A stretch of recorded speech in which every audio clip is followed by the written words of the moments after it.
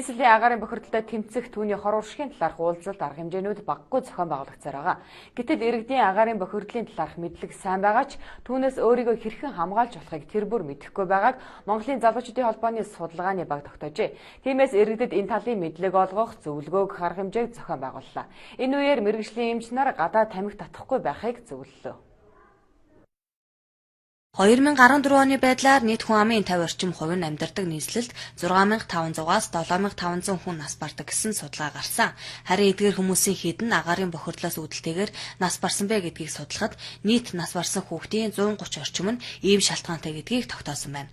Насанд хүрэгчдийн хувьд 7000 хүн нас барахад 1400 орчим нь мөн л агаарын бохирдлоос үүдэлтэй өвчлөөр нас баржээ. Тиймээс Монголын залуучуудын холбооноос иргэдийн дунд судалгаа явуулсны дунд нийслэлийн агаарын бохирдол арилгахыг хүлээх биш, харин иргэд өөрсдөө эрүүл мэндийг хамгаалах дадал зуршилд хэвших нь чухал байгааг онцолж байна. Утаатай тэмцэх нь зөвхөн төр засгийн үүрэг биш юм байна.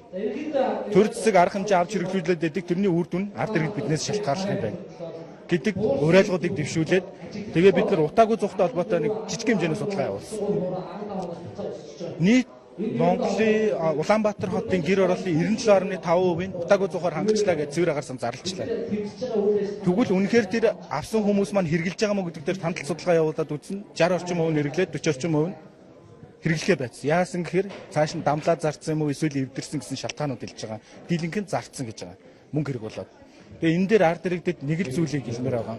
Утаагүй зуух хэрэглэмаа гэдэг маань бидний дүүрсний зардал хэмнэгдэнэ. Энэ дээр зүгээр энгийн нэгэн тооцоо ихэд энгийн зуух ашиглахад бид нар өдөрт 3.5 удаа гаралдаг бол утаагүй зуух ашиглахад 2 удаа гаралж байгаа. Өдөрт 1.5 удаа гарах хэмжээнд энэ маань ойролцоогоор 1 шуудаа нүүрс гэсэн үг. 2500-аар тооцох юм бол сард 75,000 төгрөгийн зардлын хэмнэлт орж байгаа зөвхөн утаагүй зуух ашигласнаар. Тэгэхээр энэ зөвхөн утааг бууруулаад байгаа асуудал биш, бас таны гэр бүлийн санхүүж нэмэр болж байгаа шүү. Ийм учраас утаагүй зуухаа борлуулахаас илүү хэрэглэх нь илүү үр ашигтай юм байна. Энэ эргээд бид нар утаатай тэмцэж гисэн та бүхэн иргэдийн үүрэг оролцооны нэг хэлбэр шүү гэдгийг ойлгуулах хэрэгтэй юм болов уу гэж. Тиймээс иргэдэд зориулан утаанаас хамгаалах бүтээгдэхүүн танилцуулах, эрүүл мэндийн зөвлөгөөн төлбөргүй өгөх сургалт үзэсгэлэн зохион байгууллаа. Иргэд агаарын бохирдлоос өөрийгөө хамгаалах боломжтой олон төрлийн арга байна. Ахуйн хүрээнд утаагүй зуух ашиглах, агаар цэвэршүүлэгч, хасах цэнэгээр ёонжуулагч хэрэглэж болох юм. Гэхдээ ийм төрлийн бүтээгдэхүүний үн зарим тохиолдолд өндөр байдаг.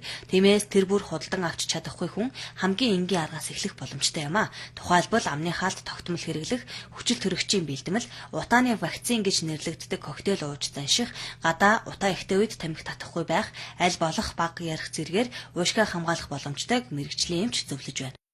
Тэгэхээр нөгөө агаарын бохирдол маань өөр анх дахь болон хоёр дахь агаарын бохирдол гэдэг байгаа. За энэ хоёр дахь агаарын бохирдол маань болохоор уушгины хувьд бол шууд амьсгалын замаар ороод дуурсаа олон салстаар уушгины эд эс рүү нэвчдэг гэж үзээд байгаа. За хамгийн хортой үзэгдэл маань болохоор уушгинд орсныхоо дараа уушгины салстаар одоо азотын хит хэсэл маань болохоор 80-аас 90% нь уушгины эд рүү нэвчиж дуурсаа олон архаг бүлрэлт өвчнээ сэдрэл за астам гэдэг төрөл бүрийн нөгөө хашлын чанартай болон нөгөө энэ агаарын бохирдлоос үүссэн өвөрмөц хэлбэрийн өвчлүүд үүсгээд байна гэж үзэж байгаа. Сүүлийн жилүүдэд ялангуяа 4-5 жилээс эхлээд амьсгалын замын өвчлөл маш их ихссэн. Ялангуяа өвлийн 10 сарын сүүлээс эхлээд 2 сарын дундуур хүртэл. Тэгэхээр энэ үед ерөөсөө өвчлүүлэгчтэй бид нар бол зөвлөгөө нь ерөөсөө гадуур бол толгой малгайгаас дулаан хуцаа сайн хүмүүс ороолтоо сайн зүүж айл болох даарахаас сэргээл за тэгээ гадаа гарахтай агаарын бохирдолтой үед уцаар бага ярих юм уу гадаа айл болох тамхи татахгүй байх гэдэг гуурсаа олоо хит мэдрэгчлийг айл болох үүсгэхгүй байх талаар зөвлөгөө өгдөг. Хоёрт нь гэх юм бол агаарын бохирдлоос нэгэн та одоо гадаа ажил хийдэг удаан хугацаагаар гадуур явдаг ажилтны хүмүүс бол агаарын бохирдлын нөгөө шүүгч маскуудыг хэрэглэхийг зөвлөж байгаа.